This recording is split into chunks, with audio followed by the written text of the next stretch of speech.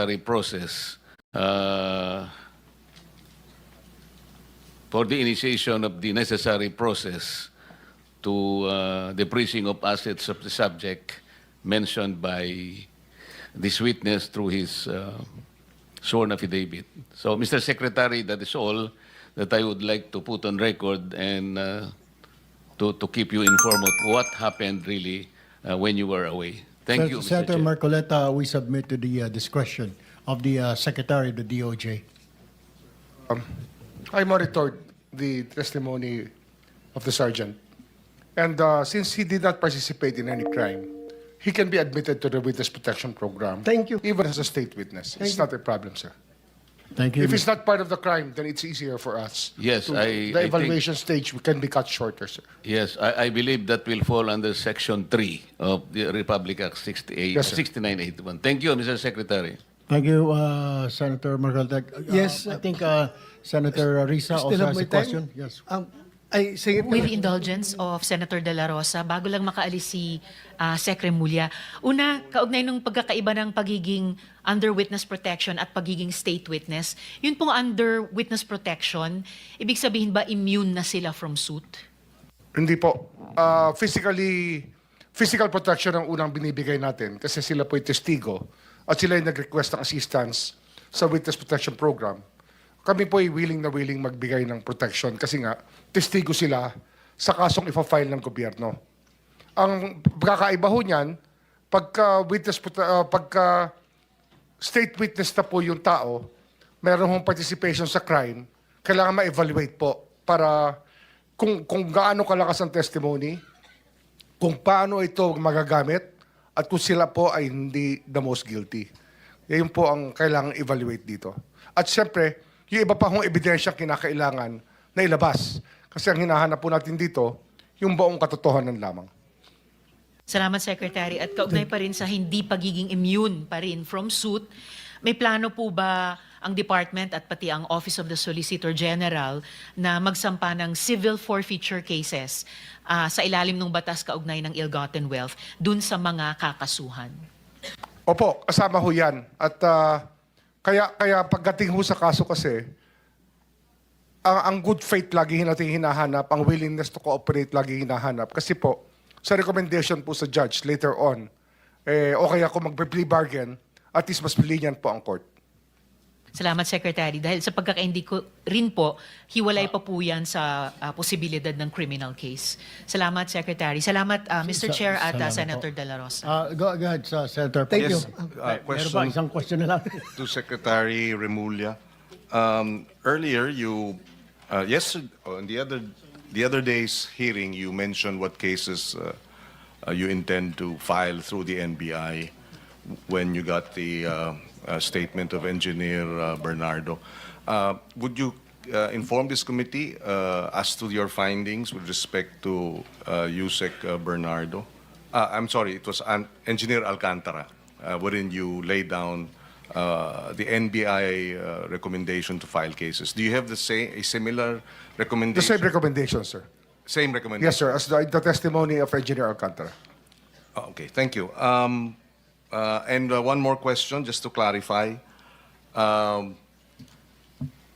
The immunity from suit of a state witness absolves him, no, of any criminal liability, hindi po ba? Even civil liability, And sir. civil That's the gist of it. And that then- once we admit them as a state witness, they're absolved of all liabilities, sir. In other words, hypothetically, if tomorrow you accept the Discayas as state witness, I mean, hypothetically, kung ano man yung meron pa silang ill-gotten, hindi na pwedeng habulin. Hypothetically. I wouldn't want to venture into a real person being an example, sir. Okay, so Yes, sir. not a real person, a hypothetical person who is able to acquire 200 billion pesos worth of infrastructure projects illegally, accepted into the witness protection program, you can no longer go after the 200 billion. Pagka ho, na-accept po siya, may memorandum of agreement. Yes. tapos we file a case without the person being charged, Yes. and he will be named as a witness, meron na hong immunity yun. Wala na Yes. tayong habol doon. And I trust that you will weigh things carefully before a decision to allow for a witness to become a state witness, taking into consideration all what is most beneficial for the state. Yes, sir. It's really the state's interest we're guarding for here. Maraming salamat. Thank you. Thank you. Thank you. Kung wala na pong tatanong mga kasamahan po natin kay Secretary Remulla, Secretary Remulla, you are excused. Thank you po. Senator De La Rosa, if you Thank have, go ahead. Please Thank continue. you, Mr. Chair. Back to Yusek Bernardo. Yung who is Minard Go? Minard Ngo, Minard Go. Ngo. Mr. Chair, please allow me po to Maynard Ngu po, Ngu, NGU. Ito ba yung mayroong lang ako information. I'd like to confirm kung ma-confirm mo na kung ano ito? Ang tawag to sa China. Parang tawag to? Ha? Envoy po to China? Parang ganun po. Parang alam ko she is the envoy of China. Envoy to China. Apo, apo. Sinabi mo na hindi mo personally binigay kay Senator Chis yung pera. Binigay mo through Maynard Ngo. Yes po, Mr. Chair. Kay Pero personally nag-uusap kayo about sa project. Opo. Doon po sa, kung babalikan ko po yung aking supplemental agreement, may dalawang beses po na napag-usapan namin ang mga tungkol sa proyekto. Yan po, ni Senator Cheese. Kaya nga, nagtataka ako, personal kayo nag-uusap sa about the projects, pero pagbigay mo ng pera, hindi mo personal binigay sa kanya. Ibang binigyan mo through Maynard Ngo. Yes po, Mr. Chair. Ganun po ang nangyari. Paano mo? Bakit doon mo binigay sa kanya? Nung pong nagbigay ako ng listahan kay Maynard Ngu, ang sabi po niya noon ay kukunin niya po doon sa kay Senator Cheese yung pondo. So may kausap mo dito, si Maynard Ngo. Si Maynard Ngu po ang... Hindi si Cheese. In that particular project po na sinasabi ko na narilisa ng pondo sa Marinduque and Valenzuela, si Maynard Ngu po. So Maynard Ngo. Opo, Mr. Chair. At allegedly, sabi kay Cheese yun na project. Pero yung pong projects na yun, yung po, Tapos nung nagbigay ka ng pera, kay Maynard Ngo rin. Hindi mo direkta kay Cheese binigay. hindi po, Mr. Chair. Senator De La Rosa, with your indulgence. So, ang ibig mo sabihin, Yusek Bernardo, yung nagbigay ng project si Maynard Ngo, hindi po si Senator Cheese ang nagsabi, Yusek, bigyan mo ako ng project dyan, kundi si Maynard Ngo. Pagkatapos po ng aprubahan, binigay nyo yung commission kay Maynard Ngo rin, hindi kay Cheese Escudero. Paki-clarify po. Tama po, Mr. Chair. Kami po ni Maynard Ngu ang magkausap.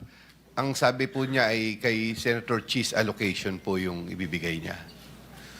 Narinig po natin, Senator De La Rosa, narinig po natin yan sa mga ibang senador, nakausap lang po nung isang kasamahan namin, Senator Jinggoy, pero hindi naman talaga naka-face-to-face nila Alcantara. So, we have to make that clear po.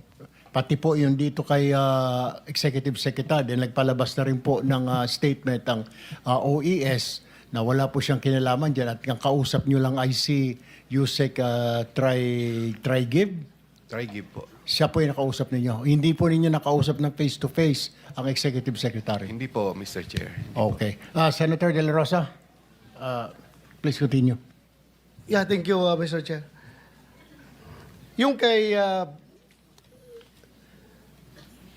Yusek Bernardo, Yung nabanggit kayo na ni Congressman Toby Chanco na yung mga sagasa, yung basta ilagay lang yung project doon sa distrito na hindi alam ng congressman ng distrito na yon.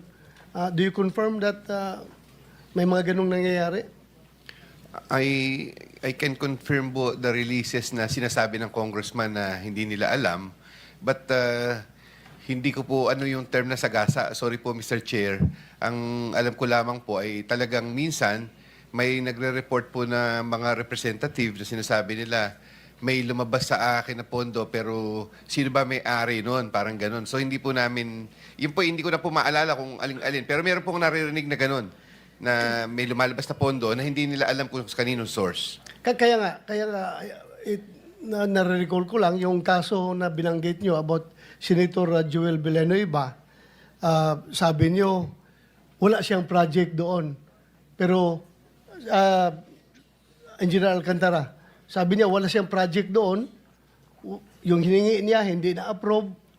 Pero, how come na meron kayong binigay na SOP sa kanya? Kung SOP man tawag noon, bakit ka nagbigay doon na wala man siyang project na na-approve na ni-request niya sa inyo? Your Honor, nung po sa affidavit ko, alam po namin, 1.5 billion po yung gusto niyang request na allocation po sa mga multipurpose building, roads, and other structure po. Yung allocation po talaga at that time, tulad po na sinabi ko na nakaraang hearing, 600 lang po. Kami pa yung lumapit ni boss kay Sec kung paano po mapagbibigyan sana si Senator Joel at 1.5. Ang allocation na lang pong natitira ay parang 600 po. So, nag-isip po kami ng paraan na paano po ma-match in terms of proponent yung 1.5B maging ang initial computation po namin ay 150. So, nag-submit po ako ng 600 worth ng flood control at 25%. Magmamatch po dun sa 150. Sinabit po namin sa Manila po. Oh, pero yung flood control na yun, na project, sinabi mo, hindi alam ni Senator Villanueva. Galit po kasi siya doon. Galit siya sa flood control, di ba? Yes po. Ilang taon na yan, sige, sigaw-sigaw dito sa hearing na ayaw niya yung flood control. Pero bakit ka naglagay ng project doon na i-dedicate mo sa kanya? Wala kang paalam sa kanya. Bakit Sir, kayo gumawa ng gano'n? Opo. Kasi nga po, nung time na yon, nag-iisip po kami ng paraan para ma-accommodate yung 1.5B na request na multipurpose building. So nag-usap po kami, nireport ko po kay So, Yusek yung Roberto. nga, in short, diskarte na ninyo yon Yes ni po, Your Honor. Yusek Bernardo. Na Yes po. mag-flood control kayo para sa kanya without his knowledge. Para makapagbigay kayo sa kanya. Yes po. So, Your Honor. yung binigay nyo na pera, hiningi ba niya yon sa inyo? Hindi po, Your Honor. Hindi niya hiningi ang pera na dineliver mo. Ako po ang gumawa ng paraan para masatisfy lang po yung request na 1.5B. So, makonsider mo ba yung pera na yon na SOP yon Ang sabi ko para po, kay Senator Villanueva? ang sabi ko po doon sa tao niya, pag sabi mo kay boss, ito'y tulong. Tulong. Ito po ang sinasabi ko po. Voluntaryo mong tulong. Opo, pero hindi niyo po alam doon ko po kinuha doon sa... Hindi niya alam na galing sa flood control project yon. Yes po, Your Honor. So, you have to be clear with that dahil Yes po. yun lang. Yes, Mr. Chair, may I Yusek po? Bernardo. Hindi ko po maalala yung binabanggit niya na ang naririnig ko lang po nagkakaproblema kay Senator Joel Villanueva doon sa Baykam po kasi minsan na nakakausap lang namin siya at parang humingi po kami ng tulong sa kanya pagka po sa Baykam po kasi sa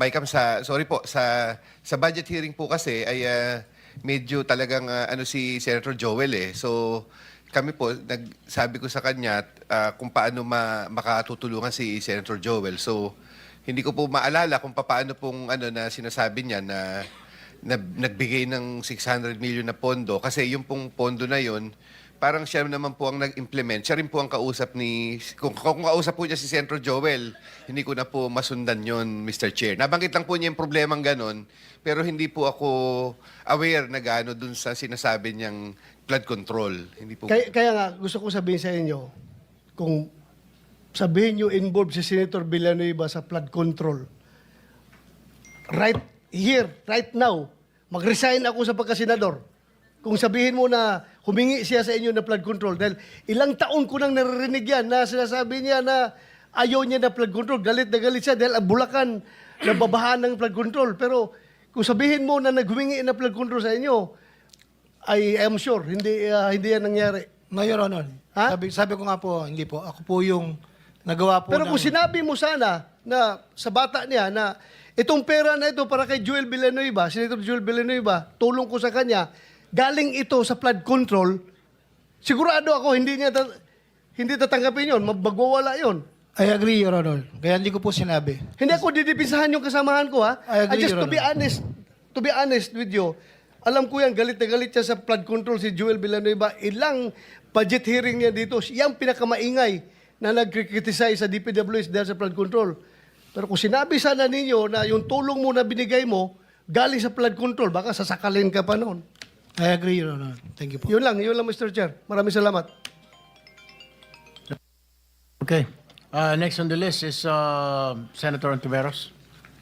Salamat, Mr. Chair. Bago yung mga tanong ko, for the record lang po, Mr. Chair, pinaglalaban natin yung anti-corruption at pinaglalaban din po natin restorative justice, hindi death penalty.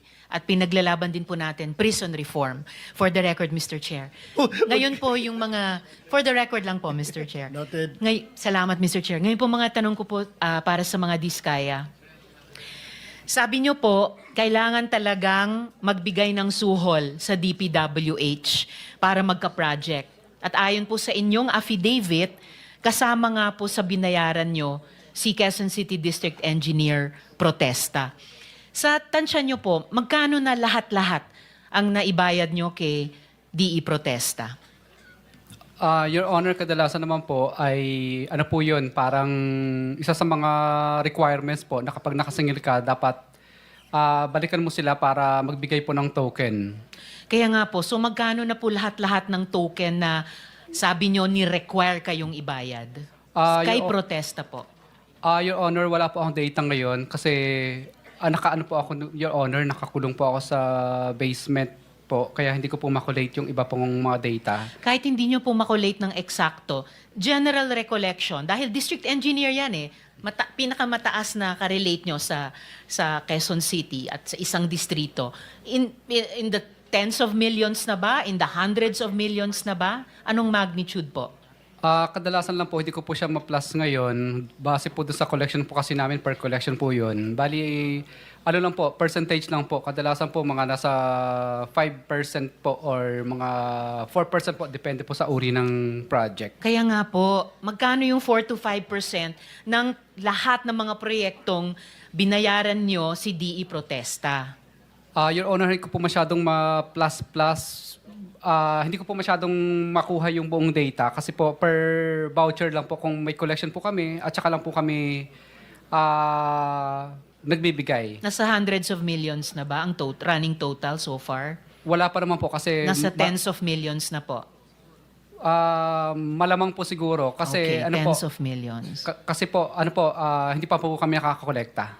Karamihan So sa may project. collectible pa. Pero ayun na yung magnitude, tens of millions na po. Kay DE Protesta pa lang. Kanino na po pinadadaan tuwing magbabayad kayo ng token kay DE Protesta? Kadalasan po, ano po yun, Your Honor, kadalasan po sa mga tao lang din po nila. Sino-sino pong mga tao? Anong mga buong pangalan nila? Hindi ko po masyadong matandaan, Your Honor, kasi nasa bahay din po yung data din po, yung sulat kamay ko po. Sir, umaabot na sa tens of millions yan. Imposibleng hindi nyo kikilalanin yung taong pinadaanan nyo ng ganyang kalaking pera. Sino po ang tumatanggap ng token ninyo para kay DE Protesta? Kadalasan lang po, may naka-appoint lang po sila kung sino din po kadalasan yung mga negotiator sa bidding po na na tumatanggap ng tinatawag na buyout, sila din halos po yung kumukuha. Sino po yung negotiated or appointed negotiator na yon? Alam ko po, nasa cellphone ko po yun. Bali, ngayon po kasi bawal po ako magkaroon ng cellphone kasi nakakulong po ako sa basement po. Kahit ano, yung huling appointed negotiator na tumanggap ng token nyo kay DE Protesta, yung recent memory.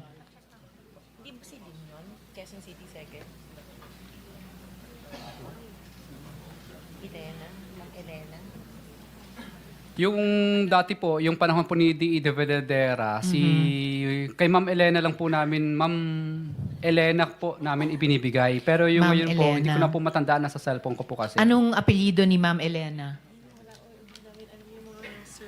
Basta surname lang po, yung pangalan lang po ang alam ko eh. Pero doon po sa cellphone ko, nakalagay po doon yung parang apelyido niya, tapos kung ano pong title niya. So si Ma'am Elena ang appointed negotiator panahon ni DE de Venadera. Tapos tuwing nagpapadala kayo ng token kay DE Protesta, whether through Ma'am Elena or yung iba pang mga appointed negotiator, paano kino-confirm ni DE Protesta na natanggap na nila yung token galing sa inyo? Kadalasan po, minsan wala na pong confirmation. Ibig sabihin, wala nang smooth naman po ang Sir, trabaho. wala nang confirmation. Eh kung umaabot na ang running total sa tens of millions, hindi naman yan bariyang pasa load or GCash. Siyempre magko-confirm kung natanggap yung ganyang kalalaking pera. Paano po nagko-confirm si DE Protesta sa inyo? Kadalasan po, pag nagkikita rin po kami, halimbawa, namasyal ako sa office po nila. So, ano lang po, tawag dito, parang nagkakaintindihan na kami. Wala na pong follow-up. Ibig sabihin po, pag hindi ka na po napapahirapan o di kaya parang okay naman po yung next na collection mo pag nag-request ka ng billing, ibig sabihin, okay na po yun. So tuwing papasyal kayo sa opisina ni DE Protesta, nagkakatinginan na lang kayo ng makahulugan or kakikindat sila, yan ay ibig sabihin confirm na tanggap ko na yung recent token nyo? Parang ganun po. Parang ganon. Okay, so kahit papano, may confirmation. Kasama din po ba sa mga binigyan ninyo si dating o si NCR Regional Director Gerard Opulencia? Your Honor, hindi po. Wala po. Hindi. Kasama po ba sa nabigyan nyo na dati si QC First District Engineer Arturo Gonzales? Your Honor, hindi po. Hindi rin. Okay. Sabi nyo po sa committee ito, nagsimula kayo sa National Flood Control Projects noong 2016. Sinabi po yan ni Ms. Diskaya. Sa katunayan, kayo ang pinakamalaking contractor nung nakaraang administrasyon. Ayon sa Philippine Center for Investigative Journalism, mula June 16 to December 2017, 18 months lamang, 12 billion pesos ang halaga ng projects ninyo. So, halos 670 million pesos on average bawat buwan sa unang 1.5 taon lamang nung nakaraang administrasyon. Bakit po wala po kayong binanggit na proyekto mula 2016 hanggang 2022 sa inyong affidavit? Your Honor, kasi po yung invitation po dito sa sa committee ay about lang po doon sa flood control po na sinabi po ni mahal na presidente po natin about sa flood control po na from 2022 po. So Opo. kung hiningi ng Blue Ribbon Committee na mag-submit kayo ng supplemental affidavit ng mga flood control projects ninyo mula 2016 hanggang 2022, magagawa nyo po yon. Yes po, Your Honor. Alright, salamat. Now, Mr. Chair, mga tanong ko po kay former Undersecretary Bernardo. So, Yusek, tama ba itong isang sinabi ni Engineer Alcantara na sina Engineer Hernandez ang may ghost project pero kayo daw mayroong mga negosyo? Kasi umamin kayo sa may mali kayong ginawa. Sabi nyo, quote, hindi ako naging matatag at tapat sa pagtupad sa tungkulin. So ano po yung mga maling iyon? You deny only ghost projects pero you admit wrongdoing. Tama po? Yes po, Mr. Chair. Unang-una po yung aking deklarasyon kay Congressman Zaldico na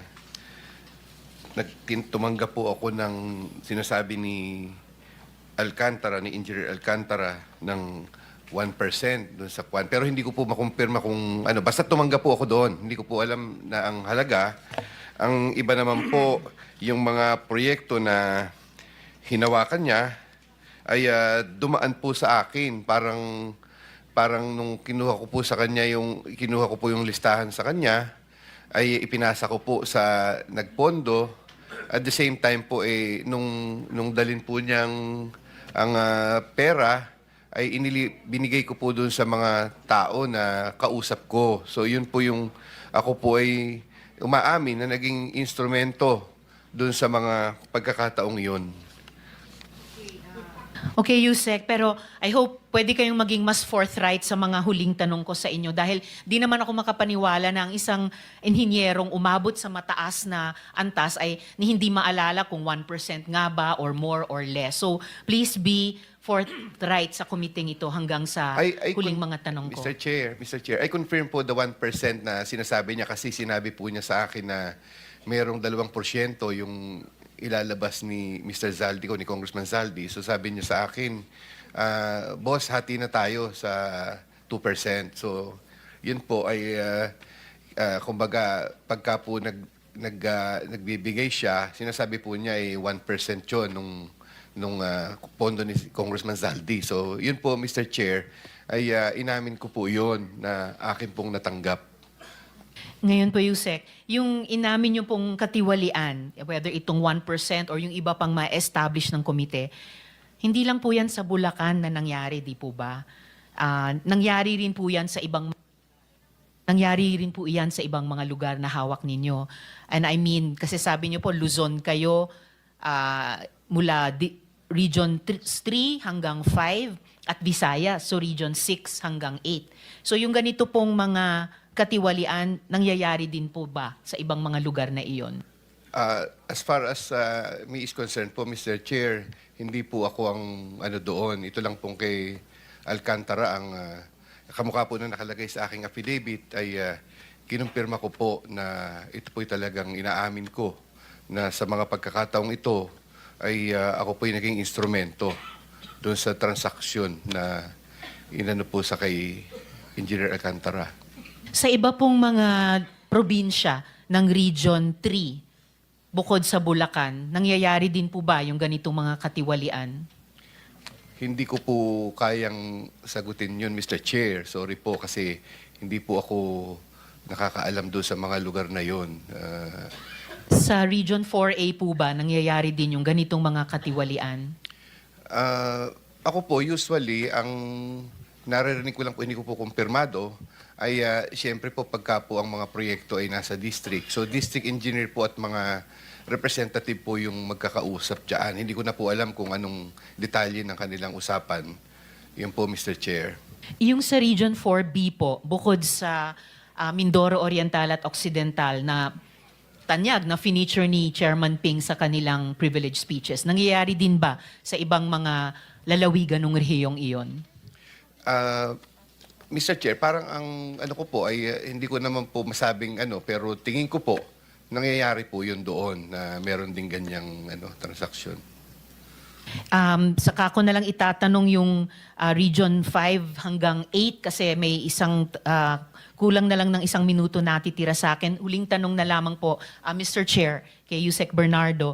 Ayon sa isang interview kay dating DPWH Secretary Babe Singson, nagulat siya nung nabalitaan nila na biglang naging ASEC at USEC kayo pagkatapos nung kanyang term. Supposedly, nag-outrank kayo sa ibang mga career officials na nauna sa inyo sa department. So, tama po ba nung 2016 kayo ay ni-rehire bilang ASEC at nung 2019 naman kayo ay na-promote bilang USEC? Tama po? Mr. Chair, ako po nung naging Assistant Secretary, I was on secondment in the City of Manila. So, ang tingin ko po, kasi po naging District Engineer po ako for almost 10 years at naging ARD po ako ng 3 taon. So, yung pong stint ko sa Manila ay I can consider po as kung hindi man po equivalent ng isang regional director, ay tingin ko po ay malapit doon sa experience na yon bilang civil engineer na naging city engineer po ng Maynila. So, ako naman po yung nag-apply as assistant secretary noon, nag-apply po ako, and it so happened po na na-qualify po ako as assistant secretary. So, ako Sino po, pong nag-recommend sa inyo maging ASEC noong 2016? I think during that time, I applied in the department, hindi ko na po maano, pero doon po kasi nung ako po yung naging na-appoint na assistant secretary, that was, I think, August na po ng 2016, Mr. Chair. So, but yung pong sinasabi ni Secretary Singson ay aware naman po siya sa aking stint sa department kasi ang tingin ko po, kamukha po nung 2012, I think, when I was the Assistant Regional Director of Region 4A, he was the one who recommended me for the CESO 4 position. Nagkaroon po ako ng rank noon from his recommendation as CESO 4.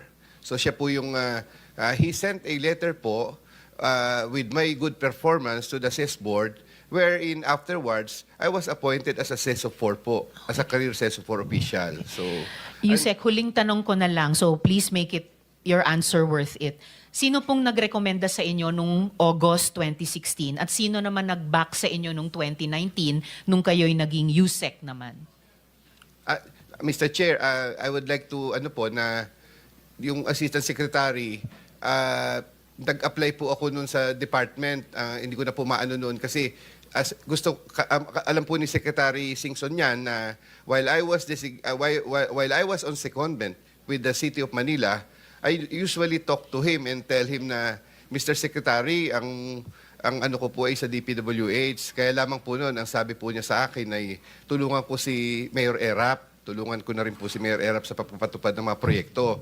So nag-apply po ako noon. And then afterwards po, nung pong ako naging Assistant Secretary, I also applied in the position of Undersecretary.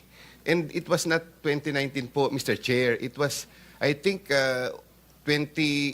2018 na po nung ako po ay naging Okay, Yusek. Undersecretary. Pero wag nyo namang iwan itong huling mga segundo ko sa second round na to na hindi po nasasagot yung tanong ko. Are you telling the committee si Sec Singson ang nag-recommend sa inyo nung 2016 at nag-back sa inyo nung 2018 to 2019? Sino po yung mga taong iyon? Hindi ko po sinasabi, Mr. Chair, na si Secretary Singson kasi hindi na po siya secretary nung... Opo, so sino nga po? Si Mark Villar po was the incoming, Secretary Mark Villar was the incoming secretary during the time. 2016 or 2019? 2016 po. 2016. Sige, And then thank you po, 2019, Senator Ontiveros. Your time is up. Sige. Last follow-up na lang, Mr. Chair, dahil Okay, hindi go pa ahead. nasagot. And in 2019, sino pong nag-recommend or nag-back sa inyo? Si Secretary Mark Villar po, So, Mr. both Chair. 2016 and 2019. Salamat. Mr. Chair, may I po? I was Quickly, answer that. I was not appointed in 2019. I was appointed as Undersecretary, I think November of 2017. 2017. Salamat, Yusek. All right, Salamat, thank you. Mr. Chair. Thank you. Senator Marcoleta. Thank you, Mr. Your Chair. turn. Mr. Diskaya, doon sa yung mga salaysay o isinalaysay, nagbanggit ka ng 17 congressmen. At doon ay sinabi mo na meron nga silang nababahagi sa pamagitan ng porsyento na ibinabalik sa kanila. Iba-iba nga lang, merong 20 hanggang 30. Tama? Yes po, Your Honor. At ang sabi mo, mapapatunayan mo ang lahat ng ito sapagkat meron kang ledger. Sinabi mo ba yun? Yes po, Your Honor. At ngayon, masasabi mo uli na bawat isa sa mga binanggit mong 17 congressmen ay makakapagpatunay ka sa pamagitan ng ledger na yung isinalaysay mong nakuha nilang bahagi, sabihin na nating payoff, ay talagang mapapatibayan mo sa mga internal ledgers na maaring mai-produce mo kung sakasakaling ito ay hihingin sa iyo ng komite. Yes po, Your Honor. Yung iba po kasi, chat po, tsaka calls. Pero yung chat, documented ba yun? Meron ka? Meron din po, Your Honor, pero wala po sa akin ngayon yung cellphone ko. Ibig ko sabihin, documentary evidence o kaya yung sa chat mo, mapapalitaw mo sa magitan ng dokumento o litrato na talagang merong nangyari na pagbibigay ng payoff. Yun lang kasi ang kailangang ma-establish natin. Yes po, Your Honor. Salamat. Mr. Gutesa, doon sa iyong bahagi ng iyong pagsasalaysay, binabanggit mo na misa nakikita mo si John Paul at saka si Mark, ano pong pangalan, apelyido, Texay yata yung sinabi mo, na nagbibilang sila. Yes, Your Honor. Meron ba silang ginagamit na makina pagka nagbibilang? Bulto-bultong pera ito. Sa pagkakataon na yun, Your Honor, is walang makinang ginamit. Ano yung pagkakataong binabanggit mo? Yung during time sa Valle Verde 6, yung sa deliver ng 46 na boxes. Ito ba yung binabanggit mong pinakamalaking nakita mong bulto-bultong pagdi-deliver sa bahay sa Valle Verde 6? Yes, Your Honor. Pagkatapos, sabi mo, mula sa Valle Verde, dinadala sa bahay ni Congressman Saldico dyan sa may Horizon, sa may BGC. Yes, Your Honor. At sabi mo, mula sa 46 luggages, ang binababa nyo na lang ay 35. Yes, Your Honor. Sa Makatwid, merong diferensya na 11 luggages. Yes, Your Honor. Paano nyo, hindi ba kayo nagtatanong, teka muna, ang ipinanhik natin 46, bakit 35 na lang? Baka mamaya hanapin sa atin to. Di ba kayo nag-uusap-usap magkakasama? Sa mga pagkakataon na yun, Your Honor, wala na kaming time para mag-uusap. Ang sinusunod lang namin, pag tumawag na nasa o lulod lang kami ng mga luggage na yung sasakyan, then pag natapos, proceed na kami doon sa pagde-deliver, Your Honor. Oo nga, ibig ko sabihin, hindi kayo nagtataka.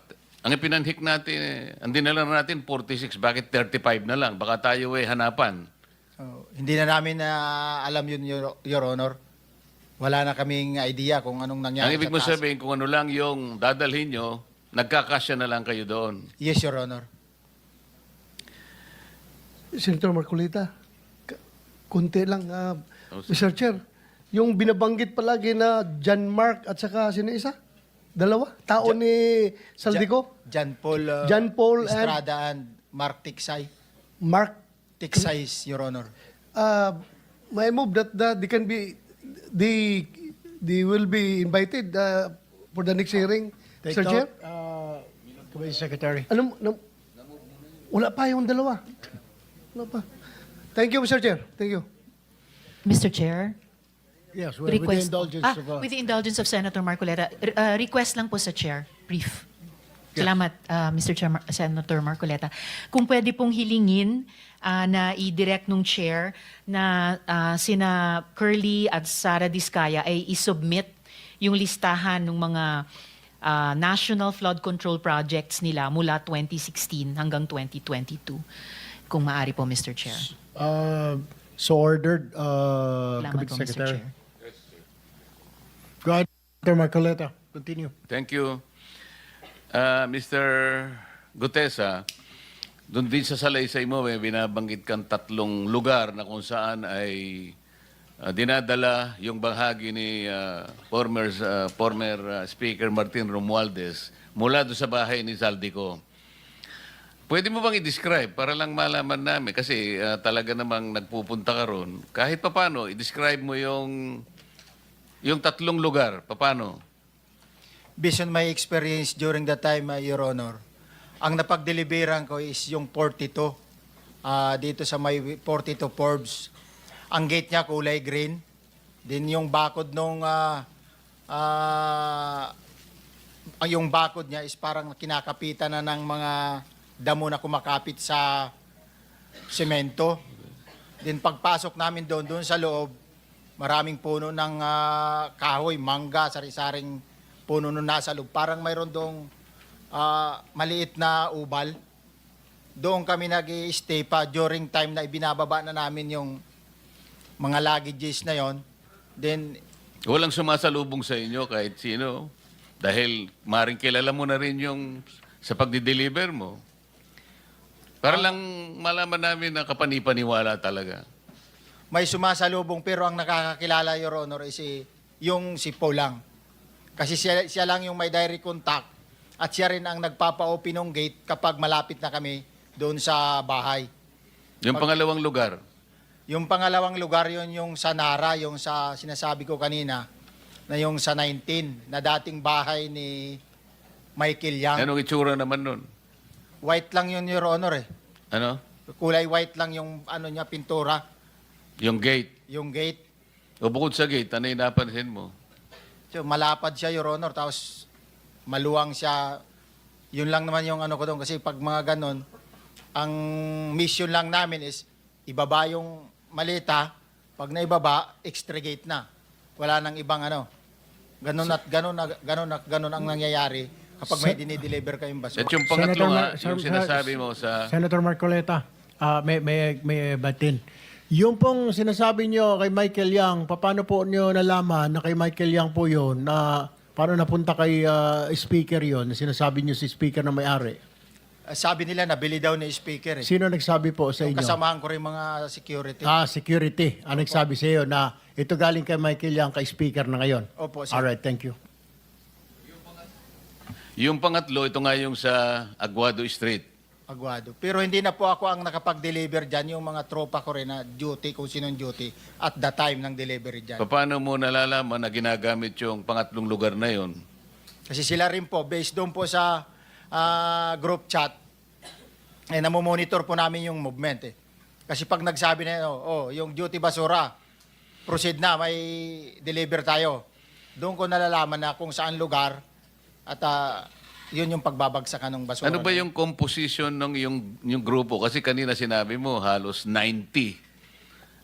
Pwede mo ba sabihin sa amin, pare-pareho ba kayong Marines? Ano ba yung ibang serbisyo na kinabibilangan nila? Bali yung troops disposition namin, Your Honor, is mayroon dalawang klase po kasi. EEC, which is Elizaldico, yun yung intended na security sa kanya. Mayroon ding MRC, which is yun sa family. Dito sa EEC, ang dati dyan during the time, mayroong 10 Coast Guard with officer, 10 SAP with officer, saka mayroong 6 na PSPG with officer. Yan yung composition. Din ang all the rest na security noon is tulad namin mga retire na, tapos yung iba, yung discharge na tropa din ang nakadetail doon sa kanya. Itong pagbibigay mo ng salaysay sa kapulungan ito, mari ba naming isipin na ito'y alam din ng mga naging kasamahan mo dito sa gawaing ito? Siguro po, Your Honor, alam nila. Dahil sa issue na ito, siguro namulat na sila kung... Hindi, bago ka lumabas para magbigay ng salaysay, Hindi po, nila, nakapag-usap-usap ba kayo tungkol dito? hindi po nila alam, Your Honor. Nagulat na lang sila nung nakita nila ako sa TV, Your Honor. May kumontak ba sa'yo?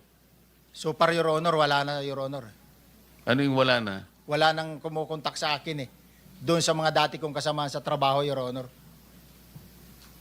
Dahil sa paglalahad mo. Siguro, Your Honor, hindi ko alam kung ano yung... Teka muna, Mr. Senator Marcoleta, hindi ka na kinokontak ng mga kasamahan mo. Sa ngayon, Your Honor, wala na. Paano mo nalaman na hindi ka na kinokontak, hindi mo na sila makontak, ngayon ka lang lumabas dito? Bakit? Kwento mo sa kanila na lalabas ka rito at magte-testify ka? No, Your Honor. O paano nila sabi mo na ayaw ka nang kausapin dahil maglalahad ka rito? Kasi hindi na po sila nag-ano sa cellphone ko dati kasi Kailan ka nag-text sa kanila o tumawag? wala na po akong tawag sa kanila, Your Honor. Kasi O kaya paano mo nalaman na hindi mo sila makontak o hindi ka tatawag? ay pag tumawag po ako sa kanila, makukontak ko sila. Pero malamang hindi na ako nila sasagutin, Your Honor. Paano mo nalaman yan? Sinubukan mo na ba ngayong araw dahil ngayon ka lumantad? Hindi ko pa man nasubukan, Your Honor. So hindi mo pa alam kung makukontak mo sila? Hindi. So nasabi mo lang, sa palagay mo, hindi ka nasasagutin dahil lumantad ka. Yes, Your Honor. Sa palagay mo lang. Palagay ko lang, Your Honor. Thank you very much, Senator Marcoleta. Please continue. Kaya naman hindi mo sila makontak dahil nandito ka pa. Kasi bawal magtatawag dito, tama? Yes, Your Honor. Okay. Baka naman tatawagan ka mamaya, huwag ka masyadong mag-alala. Engineer Bernardo, kasi nung makita ko nga yung sumbong sa Pangulo na ang ginawang basihan ay yung MYPS, alam ko kasing merong PCMA. Nagpatulong din ako sa mga ibang kakilala natin at sa aking pagsisiyasat, nakakita talaga ako ng mga ilang bilang ng flood control projects. Talagang merong discrepancy ang mga coordinates. Merong isa na 67 meters doon sa map, yung length niya. Meron namang 150, merong 445. Ang ibig ba sabihin nun yung actual at saka yung sa MYPS, kung halimbawa 400 meters ang diferensya, di ba very, very significant? Masyadong malayo, hindi ba? Yes po, Mr. Chair. At sa ganong kalagayan, maaari nating sabihin na pati yung opisina ng Pangulo na misled dun sa pagkakabigay sapagkat yung MYPS hindi naman siya masyadong reliable. Tama po. Agree po ako, Mr. Chair, kasi yung MYPS po, planning lang po yun eh. Hindi naman po yun yung... Yun nga, karaniwan yung MYPS, halimbawa, pagka NEP, magsisimula na yung mga preparatory dyan activities, ang gagamitin lang nila ay yung cellphone, tama? Opo, Mr. Chair. At kung halimbawa sa isang lugar mahina ang cellphone, pangkaraniwan medyo erratic din yung magagawa niyang coordinates, tama? Yes po, Mr. Chair. Kaya nga nung sinasabi po ng Yusek Kati na reliable yung PCMA na talagang parang capable pa na wala kanyang ghost project, masyadong mahirap paniwalaan kasi wala pala kayong satellite. As far as I know po, wala pong ganong satellite eh. Yun nga po. Kaya ang sinasabi niya na real time, mukhang hindi totoo. At sapagkat kayo ay dependent din kayo dun sa mga encoder sa baba. Tama? Yes po, Mr. Chair. Ang use normal po niya is there are authorized, let's say, project engineer po who can enter the system and encode data dun po sa PCMA. However, pagka po minsan, nagiging problema po namin yan na hindi po nag-update ng record. So, that is not the exact mismo na sinasabi namin talaga na dapat po real time, Mr. Chair. Hindi po nasusunod yung real time. Madam Kowa, June 20, 2017, nung maging final and executory yung decision ng Korte Suprema, 140 million pesos. Tama. Sir, hindi ko po kasi alam yung binabanggit yung decision, sir. SBMA. Opo. Kanina, tinanong ko na Yes, sa iyo. sir. Opo. Kapag ka naging final and executory, kailan kayo magpa-file ng COE? Mag-i-issue? Pagka nag-final and executory na po, Your Honor, i-record na po ni accountant yun sa Ang kanilang sinasabi libro. ko, Opo, yung sir. COE. And then, sir, pag na-receive na po yung decision ng final and executory, ipapareceive po yan sa director or sa case po kasi nung binabanggit nyo, sir, dahil dumaan po sa Supreme Court ng commission proper po. Sila po ang mag-i-issue ng COE. Mr. Chair, wag mo munang yan yun. Kasi nahihirapan akong kumuha ng sagot sa kanya. Ipaliliwanag ko sa'yo. Pagka-render ng decision, final and executory, ang sinasabi ko sa'yo, under Section 23.2 to 23.3 ng Circular 2009-006, kailan kayo mag-i-issue ng COE? Yun ang tanong. Tama po, sir. Kailan nga? Sir, pagka na-receive na po yung kopya ng Notice of Final and Executory or Notice of Finality of Disallowance, sorry po. Kaya yung NFD po, pag na-receive na po yan ni management, bibigay po ni auditor yung isang receiving copy, let's say sa case po kasi namin, sir, pag auditor lang po yung nag-issue ng NFD, isasubmit niya po yan kay Hindi ko director tinatanong po niya. sa iyo kung kailan isasubmit ang lahat Hindi, ng sir, kasi requisite. ganun Ang po yung tinatanong ko sa iyo proseso. kanina, alam mo, paikot-ikot Opo. ka eh. Sige po. Ano ang time frame bago kayo mag-issue ng COE? Sir, upon receipt po noong NFD, yung Notice of Finality of Decision, may kopya po yun si auditor ng receiving file. Ibibigay po niya yon sa ating commission proper kasi po dumaan po ito Mr. sa Chair, Supreme Court. pakitulungan mo nga Opo. ako. Tinatanong ko lang, naiintindihan mo ba Opo, yung sir. tanong? Opo, naiintindihan. Ilang araw bago i-issue mo yung COE? Alam mo ba kung ano yung COE? Yes po, COA Order of Execution anong po. sinasabi ng batas? Sir, ang Ilang araw? 15 days po. Mali ka na naman eh. 5 days. Dito sa kasong ito, kailan yung inisyu ang COE? Sir, wala po akong knowledge po dyan sa yan ang problema binabanggit natin. niyo po. 4 na taon bago nyo inisyu ang COE. Kaya yung kaninang pinag-uusapan natin, Mr. Chair, kaya medyo...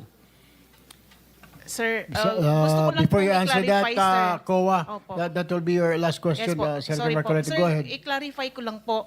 Yung SBMA po kasi na sinasabi ni Senator Marcoleta, sir, ibang auditor po kasi ang may hawak doon. Ako po ay nag-audit po sa ngayon ng DPWH. Kaya po yung ikaw nga ang background pinadala po- rito para sumagot ka sa COA eh. Pagkatapos sasabihin mo naman, hindi. Sinabi ko bang ikaw ang auditor? Hindi naman po, sir. Pero as per information po, wala Hindi po bali akong na. detalye. Salamat po, Alright. Mr. Chair. Thank you. Senator Pangilinan, it's your turn. Yes, thank you, Mr. Chairman. Balikan ko lang yung si Mr. Yusek Trigiv Olivar. Where is he now? Would you know, Engineer Bernardo? Mr. Chair, ang alam ko po ngayon ay siya isang undersecretary ng Department of Education. Okay. So, bakit siya nangingialam sa infrastructure projects no na worth 2.85 billion, no? At yung projects nasa Annex B, no? Bakit tinanong mo ba sa kanya anong pakialam niya rito?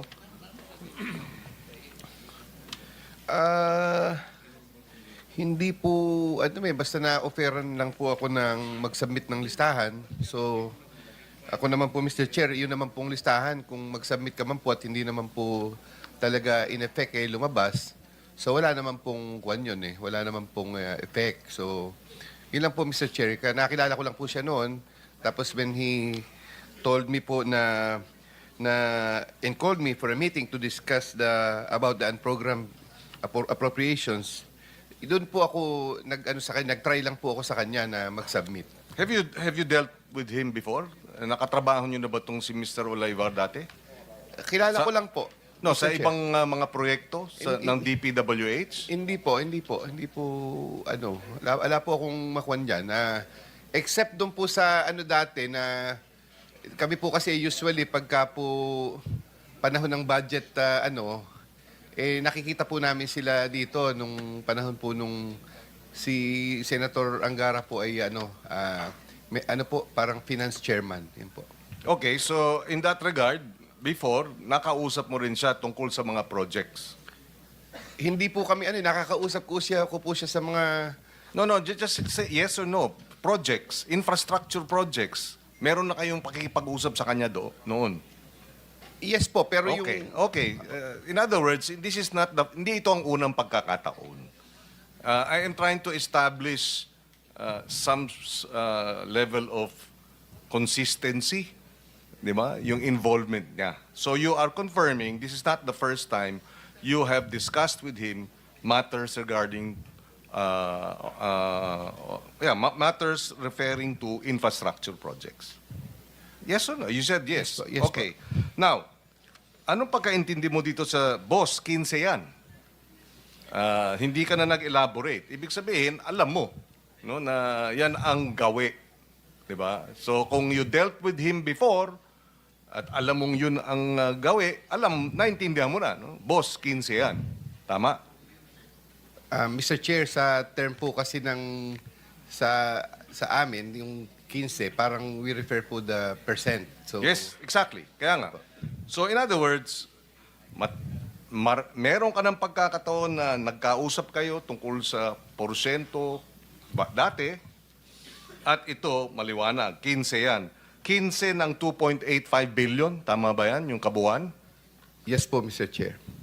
kanino daw pupunta yung kabuuan na 15, yung 15 yan? Di ko na po alam kung saan niya, nabanggit lang po niya sa Office of the Executive Secretary.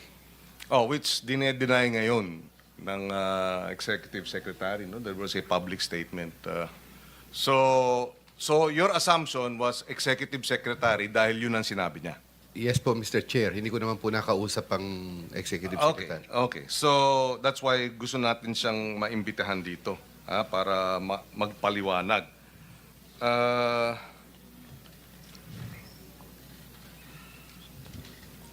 So, tapos biglang nagkaroon ng special allotment release order. Ano yun? Hindi naman bigla. Thereafter, ilang araw yun?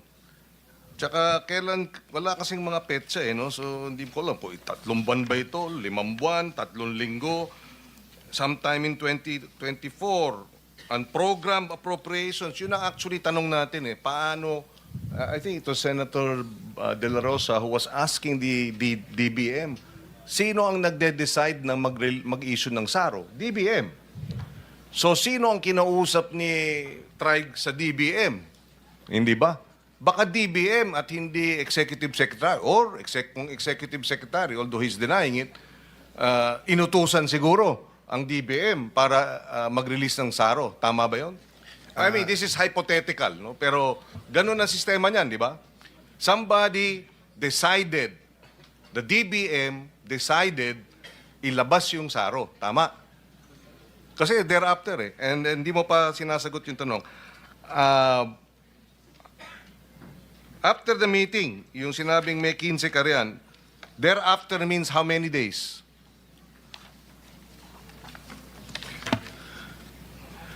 Doon po, pagkaraan po nung meeting namin noon ay ilang araw lang po, inano ko po si Engineer Alcantara to submit the list. Yun po.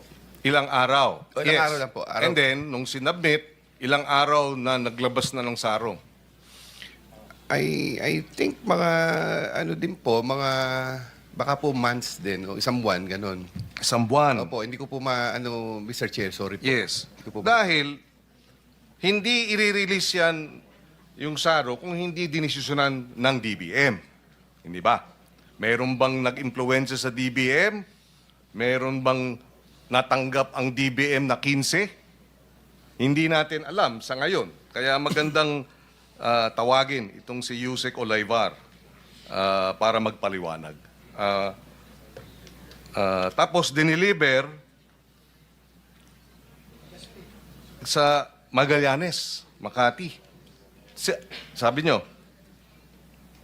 would collect and deliver the agreed 15% commitment to me which I delivered or caused to be delivered in Magallanes, Makati. Tama? Meron po pagkakataon na ganun. Ikaw mismo. Opo, Mr. Chair. Tsaka other places. Ano yung other places? Kung saan-saan lang po. Saan? Minsan po sa Diamond. Diamond Hotel. Saan pa? Yun lang po ang natatandaan ko Magallanes, tapos Diamond Hotel. Bakit sa Magallanes? Sinong taga ron? Hindi ko po alam, Mr. Village? Chair. Doon po sa sa parking lang po doon. Dun sa okay. Sige. So, at magkano ang 15%? Yung ganun. Siyempre, 15% ng 2.85, di mo? So that must be about 280, 350 million, tama? Mga 300 plus po. Yeah, Mr. 300 Chair. million. No? Okay. Cash. Cash po. Laging cash. Yeah. Okay. Sige. Thank you. I will have further questions perhaps in the next hearing. But with Bryce, nabanggit mo, Bryce, pagkatapos ng flood controls, ang malaking porsyento rin ng mga proyekto ay farm-to-market roads, tama? Farm-to-market roads. Hindi po, Your Honor. Wala po akong binanggit na farm-to-market roads.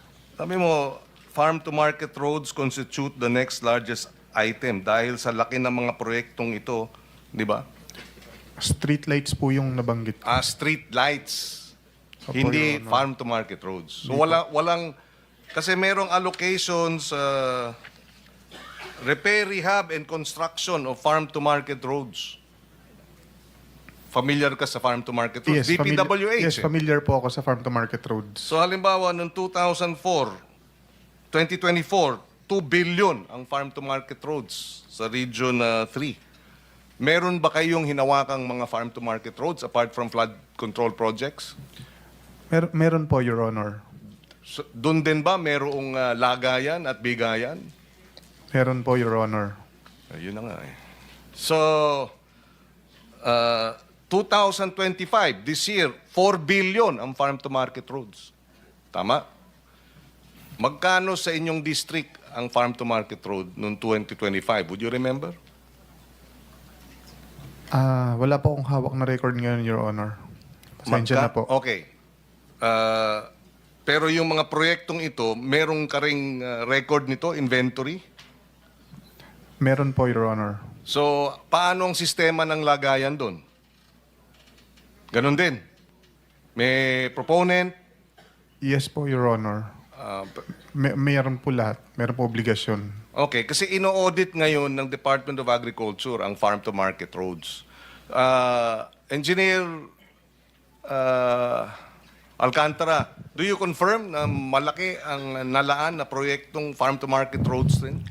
Your Honor, wala po kung basehan ngayon, no? Pero ang pagkakalam ko po, yan po kasing pondo ng farm to market road, kung sinasabi po natin 2 billion, 4 billion, is distributed nationwide po yan eh. Siguro kung magkaroon po man lang kami sa amin, siguro po per district, 2 or 3, the most po siguro. Yun lang po ang pagkakatanda ko, Your Honor. 2 piraso na minsan po... Hindi, dalawa. May repair and rehab at merong construction. Di ba? Yung repair and rehab, malaki rin yun. Construction lang po ang pagkakatanda ko na basta po kasi farm to market road bago po yung from daan ng bukid na lupa kukonkretuhin po. Yes, yes. Yun po. Pero yung rehabilitation wala po akong ma-recall. Wala po akong hawak Your Honor na data. Pero yung construction very sure po ako doon, Your Honor. Siguro kung maaaring isumite ni Bryce yung sinasabi mong mga hinawakan mong at may inventory ka ng farm-to-market road sa inyong distrito sa Bulacan? Sige po, Your Honor. At sino ang mga proponent tulad nung pagbigay nyo nga nung flood control ng mga datos? Okay po, Your Honor. Okay. Sige po. Well, my time is up.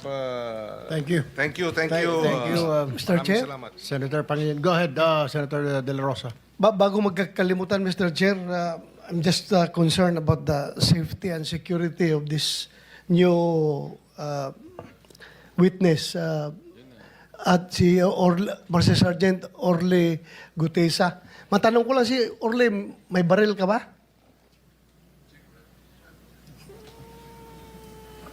Yes, Your Honor, may service firearms po ako. Meron ka? Yes, Your Honor. May permit to carry yan? Yes, Your Honor. Very good. So you can defend yourself pag merong interesado sa buhay mo. Yes, Your Honor, at hindi ko na kailangan yung witness protection, Your Honor. Kaya kong sarili ko. Oh, yan ang Marines.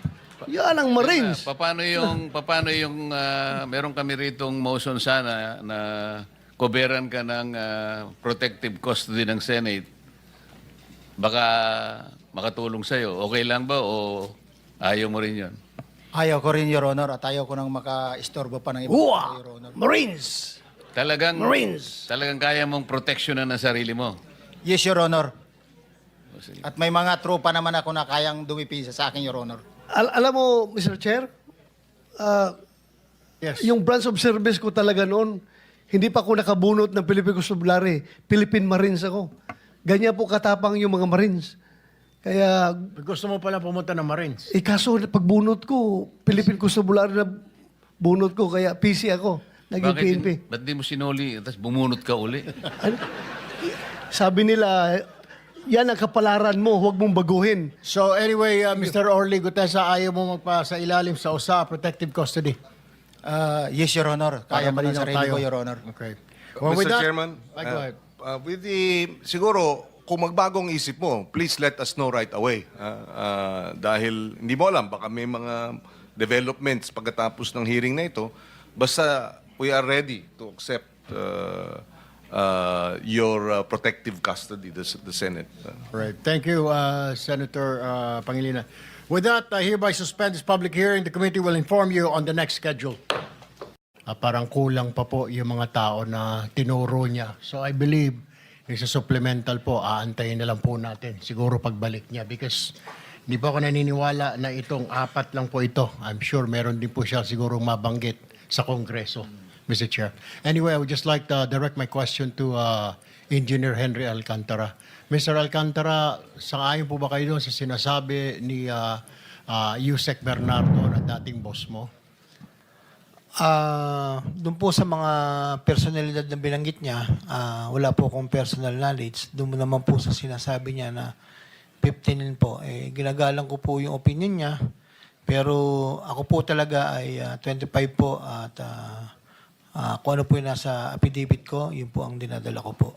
Pinadadala ko po sa mga driver po. So magkaiba po yung sinasabi niya na 15% doon sa sinasabi niyo na 25% ang dinadala niyo po sa kanya. Yes, Sir Honor. Ako po, yun po talaga ang hinahanda namin at pinadadala po sa mga driver po, Your Honor. May babanggit po ba siya na doon po sa 25 na yon ay para kay senador na ganito lang o wala na siya binabanggit na meron din ako dyan? Wala po, Your Honor. So ibig sabihin, doon sa sinabi niya po na statement, linawin ko lamang, na 15% po ang dinadala niya doon sa mga umano'y mga kasamahan po namin dito versus doon sa binibigay mo sa kanya na 25%. Kulang po. Is that what you're saying? Ang bigay niyo po sa kanya 25%, pero yung nabanggit niya kanina ay 15% lang. So, nawawala po yung 10%. Saan po kaya napunta, Ginoong Alcantara? Hindi ko na po alam as far as ang knowledge ko po at ang dinadala po namin ay 25% po. Yun po ay hinahanda po. Kasama po ang mga tao ko na naghahanda po nun at nagbibilang, Your Honor. Chair, nawawala po yung 10% po na ito doon sa 25 na piniprepare nila. Pero po, Mr. Chair, ang tanong ko lang po ulit ay, pero sa pag-prepare po, hindi po ninyo tanong para kanino ba ito boss? Para kanino ba ito boss? Para kanino? Tama naman po yung mga pinagsasabi niya pong pangalan. I never asked po, Your Honor, kasi po siya lang naman po yung kausap ko po, Your Honor. Siya lang kausap mo? Yes po. Alright. Isa pa pong matanong ko po, kasi nabanggit na rin po ni ninyo, ng grupo ninyo, yung 3 pong kasamahan po namin earlier, o 2 po namin kasamahan, si Senador Jinggoy Estrada. Si Senador Jinggoy po ba, na-meet ninyo personal o kahit nakausap sa telepono in person? Never po, Your Honor, na kausap tungkol po sa ganyang bagay o sa telepono po. Never So, po. hindi po ninyo na-meet? Yes po, Your Or Honor. nakausap si Senador Jinggoy? Hindi po, maliban lang po nung, hindi ko po alam kung birthday yun, yung nasa picture po. Sinama lang po ako ng mga dating kasamahan ko po doon po sa okasyon. That's how you met Senator Yes po, Your Jinggoy. Honor. What about Senator Villanueva po? Senator Villanueva, nakakasama ko lang po siya pag may mga inauguration po, groundbreaking ng mga projects po sa Bulacan. Being the district engineer po, nakakasama ko po siya pag ganung mga okasyon. Okay, wala na po other than that. Yung mga communication, tawag, after that, yung mga ribbon cutting, kung ano man yan, opening ng kalsada, wala na pong tawag po late at night or after office hours, wala na pong ganon. Wala po, yun lang pong insidente na nag-text siya sa akin na mag-follow up lang po nung request niya kay Secretary Bonoan. Dito po sa budget hearing, yun po, doon ko po siya kinausap dito tungkol po doon sa request niya kay Secretary Bonoan. Pero sa labas po, hindi po kami nagkakasama. Maliban lang kung minsan po, nanonood ako ng PBA, nanonood siya, magkabilang side po kami. Nagkakawayan lang po. Bilang respeto ko po sa kanya. Alright, Mr. Chair. Opo. Okay. Mr. Chair, ito pong mga driver na ito, nandito po ba? Si Andre Balatbat, Christian Santiago, na binanggit po ni D. Alcantara na nagde-deliver po ng pera kay Congressman Saldico. Narito po ba sila? Ay, kasama ba sila kasal? Opo. Tama po. Narito po yata, Mr. Chair. Okay. Na-administer mo na yun. Yan, administer lang yung oath. Ito yung debit ng dalawang driver. Hindi ko nakita.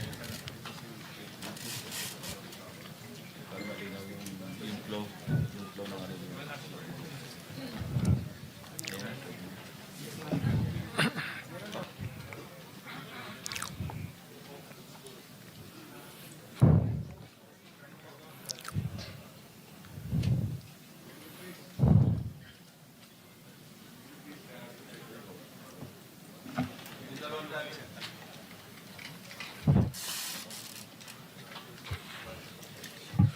Yung kanang kamay po. Do you swear or affirm to tell the truth, the whole truth, and nothing but the truth in this proceeding? Yes, Your Honor. Salamat. Take your seats. Okay, maraming salamat po, Mr. Chair. Kay Ginoong Balatbat, sino